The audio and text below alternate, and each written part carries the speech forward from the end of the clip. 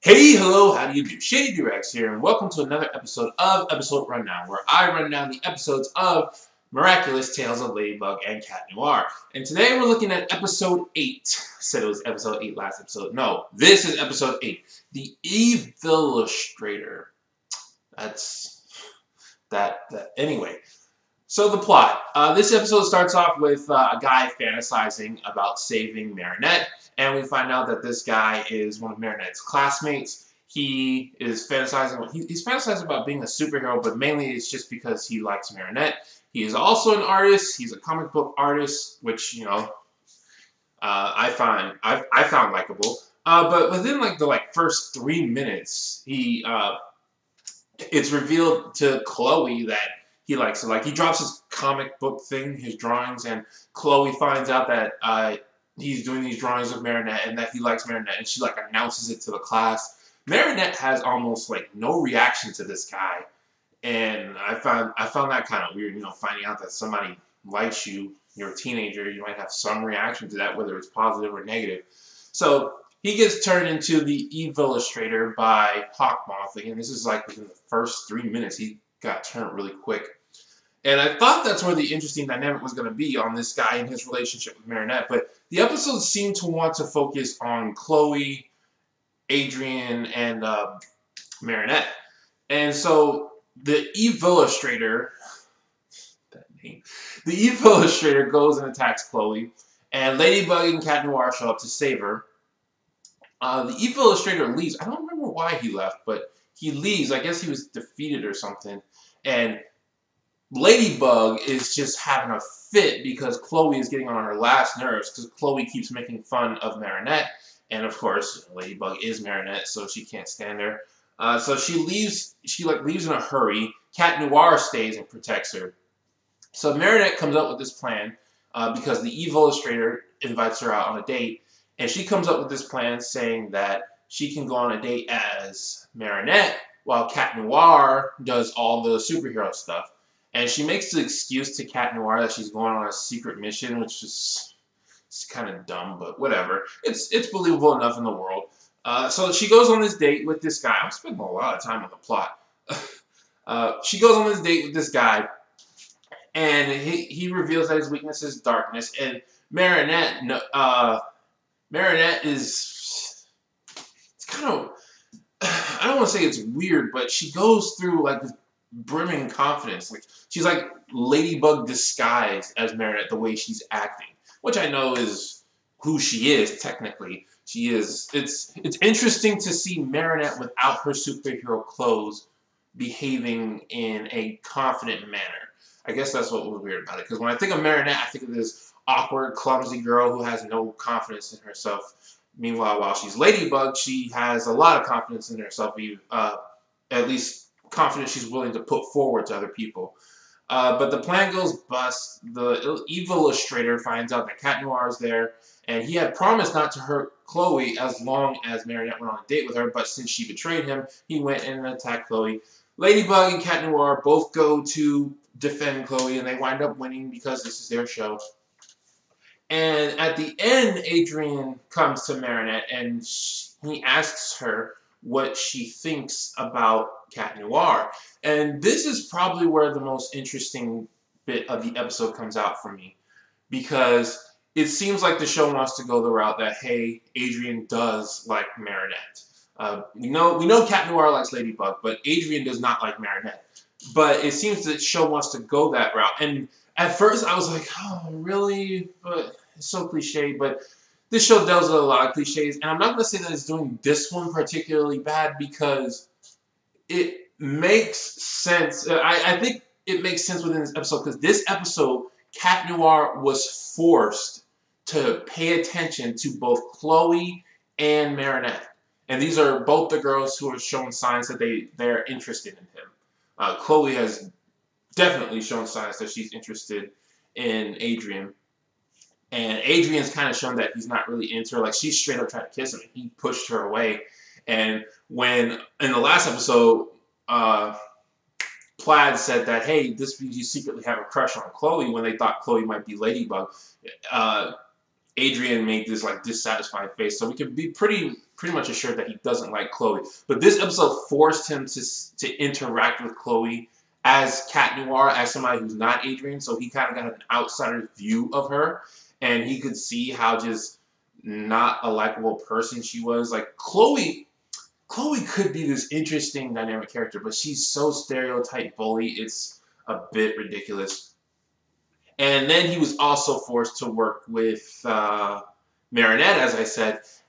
Marinette was behaving kind of fake, like she was kind of impressed by him. But here's another interesting thing this episode made me think about. Because I see Marinette as the real person and Ladybug as the mask. This is something superheroes talk about a lot. Which one is the real identity and which one's the mask? For someone like Bruce Wayne, Batman is the real identity, Bruce Wayne is the mask. But for someone like, who's a good example? Not Superman. Superman, both of them. But I can't think of a good example. But there are superheroes who the superhero is just a persona. While probably Spider-Man, he's probably the one. The superhero is a persona, while the without the mask is the real person. Anyway, so I think Marinette is the real person. Ladybug is the mask. But for Adrian, this episode made me think that Adrian is the mask and Cat Noir is where he lets himself out. Because Adrian is a model, he has to be this like really good person. And when he's Cat Noir, he lets himself shine. Of course, I originally thought that when they fused, when they became their superheroes, they fused with their Miraculous. So the personalities of both the human and the alien Miraculous thing, whatever they're called, I thought they both became one person. But since last episode pretty much denied that theory, I'm now thinking that Adrian as Cat Noir, that's who he really is. That's who he wants to be. He loves to show off. He loves to be the show-offy guy, but he has to humble himself when he's Adrian. And as such, he was trying to get Marinette's thoughts about Cat Noir because he wanted to know if she was maybe impressed by him. And despite the fact that Marinette is basically telling Adrian, "Hey, I love you." Like she's pretty much saying, she's like she told him how freaking amazing he was. Like he was amazing, but not as amazing as you. He's like too busy thinking about what she thinks about Cat Noir rather than what she thinks about him. I could be reading way too much into that. They probably just wanted to do another awkward love scene with Adrian and Marinette, but that interested me. Another thing that's going on with this episode is the sidekick girl that Chloe always has with her. I don't remember her name. She hasn't been on screen long enough. But Marinette tells her to stand up to Chloe, and she does it. She stands up to Chloe. But rather than going her own way, she replaces Chloe with Marinette. I've seen this kind of plot before. And I thought it kind of made me cringe because I knew what was going to happen. And exactly that happened. Marinette had to blow off the sidekick, or whatever her name is. She had to blow her off because of Ladybug. And because of that, the girl thought, "Oh, you're treating me just like Chloe does, so bump you, I'm going back to Chloe." I can see them trying to do something interesting with that, but it's been done before. And I think this time they could have easily gotten out of it. Like if Marinette just spoke up, if she just said, "Hey, don't leave," that's not true. Like she stopped her, because this girl is not hard to stop. Marinette does not let herself speak up because she's shy and timid and whatnot. But she just let the girl walk off with the wrong idea about her. It's like, whatever, I'll take care of it later. She should have, like, I'm pretty sure she had hours until the date with the villain. The whole reason she blew off the girl was because she had to go on a date with the villain. Or she could have came to her afterwards and said, "Hey, I was helping Cat Noir with this villain." Like she had an alibi. She really was busy that night. She wasn't being late. Well, she was being Ladybug, but the reason she was busy that night was because she was helping Cat Noir as Marinette. She could have explained the situation, but for some reason she just decided, "Oh well, status quo. Let's just go with it." And I felt kind of bad because I like sidekicks. I have a soft side for sidekicks. And I would like to see this character get more development. Honestly, I would like to see Chloe get more development too. Chloe seems like she could be really interesting, but she's not. So all in all, I had a better time with this episode than other episodes. Oh, I didn't talk about the Akuma. It's same old with the Akuma. He had really cool powers. His outfit looked fine. His name is stupid. I hate saying it. Well, it's not really stupid. It's just a mouthful. The Evillustrator. It is kind of stupid too. But, you know, same old with him. And Hawkmoth again does nothing, just stands in the exact same spot for 2 days straight, talking about how he's going to get the Miraculouses. But like I said, all in all, I had a better time with this episode than the last 2 episodes, mainly because it wasn't flaunting in my face the inconsistencies. I mean, it did do them throughout the episode, but the entire episode wasn't about them. Like the last 2 episodes, those were main driving plots of the episode. I guess you could say they were main driving plots of this episode too. But I don't think they brought the issues to the forefront. So I had a good time with this episode. I would have liked to have seen more interaction with Marinette discovering that somebody other than Adrian or Cat Noir liked her. Like she seemed to have no reaction other than we've got to save this kid.